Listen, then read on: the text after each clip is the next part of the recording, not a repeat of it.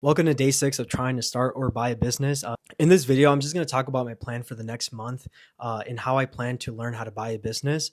In a previous video, I talked about how it takes about 3 months to actually learn how to close a deal with a small business owner. In this video, I'm just going to talk about month 1. Also, if you're wondering why I'm looking down here, I used ChatGPT to create this plan for me just because I had no idea where to start. I was able to feed it a bunch of information from previous resources that I've been looking into and content creators, but I'll make sure to include a link down below if you want to get access to this document. But yeah, let's get right into it. So during week 1, I'm going to take the time to just understand how business owners think and how they operate their business. I'm also going to try and identify some problems that they're currently facing, such as cash flow problems or operational problems.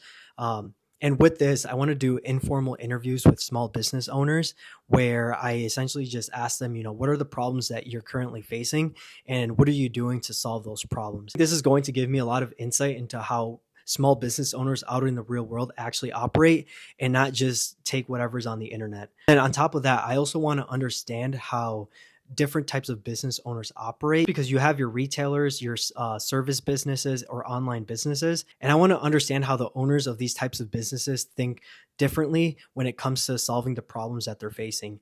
Because I don't think that a retail business is going to solve a problem the same way that a service-based business owner is going to solve a problem. And then in order to have these conversations with the business owners, I also have to be familiar with the vocabulary and the tools that they use.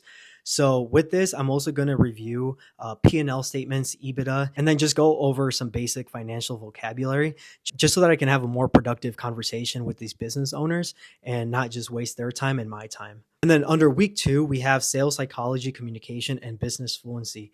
This is going to be studying how emotions drive decision making when it comes to business sales. I think for week number 2, I think it's still a bit too advanced for where I'm at right now. But I think just learning the basics when it comes to negotiation tactics and understanding why business owners want to sell and what makes them comfortable to sell.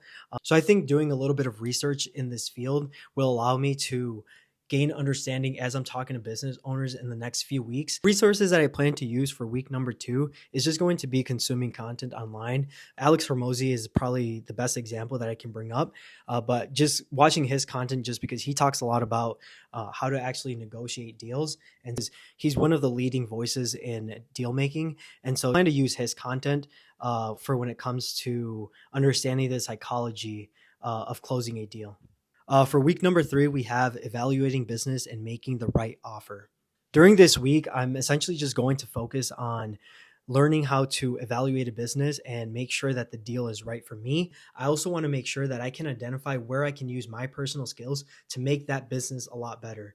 So that's going to consist of just identifying hidden potential that not everyone might be able to identify in that business, and me being able to use my skills to make that business a lot better or more profitable, or just solve some of the underlying issues that, again, can turn this business around. And so in order for me to try and convince a seller to trust me and to actually sound legit when I'm trying to purchase their business, I need to have my own elevator pitch so that I can tell them what I can offer them. Again, these are small businesses, and a lot of small business owners are hesitant when it comes to selling their business because 9 out of 10 times they built this business from the ground up. They don't want to just hand over their business to some random person. And so I need to have an elevator pitch ready. For week number 4, we have role playing, feedback, and real world applications. So during this week, it's going to be a lot of practice and just having seller conversations so that I don't freeze when I actually have the conversations with a business owner, and so that I sound a lot more professional and they take me a lot more seriously.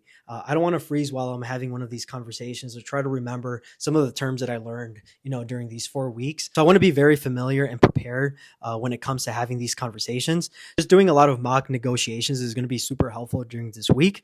The way that I plan to do this right now is go online and see if I can find online communities that are already doing this. And so just find people that I can have these mock negotiations with. Over the 4-week period, I do plan to talk to business owners. It's just a matter of the type of conversations that I'm going to be having with them. So for example, during week 1, when I'm researching different types of business problems, I'm going to be talking to business owners about the problems that they're facing. And then during week 2, when it comes to the psychology of business, it's just going to be understanding, how does a seller feel when they make certain decisions, whether it's firing people or just making big changes in their operations.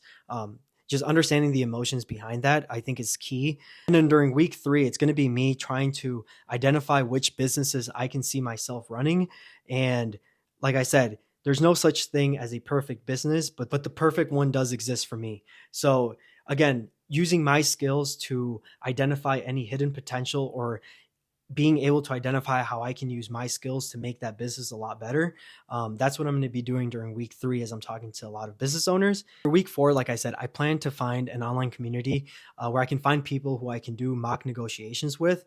And during this week, it's not going to be me trying to close a deal with a small business owner. Essentially just be an introduction to month 2 and 3, where there's a lot more hands-on to when it comes to closing a deal. Yeah, that was day 6. If you guys haven't watched the other videos yet, make sure you go ahead and watch. I feel like these videos just keep getting better on a day-by-day basis. So yeah, make sure you hit subscribe and stay tuned for day 7. Thanks for watching.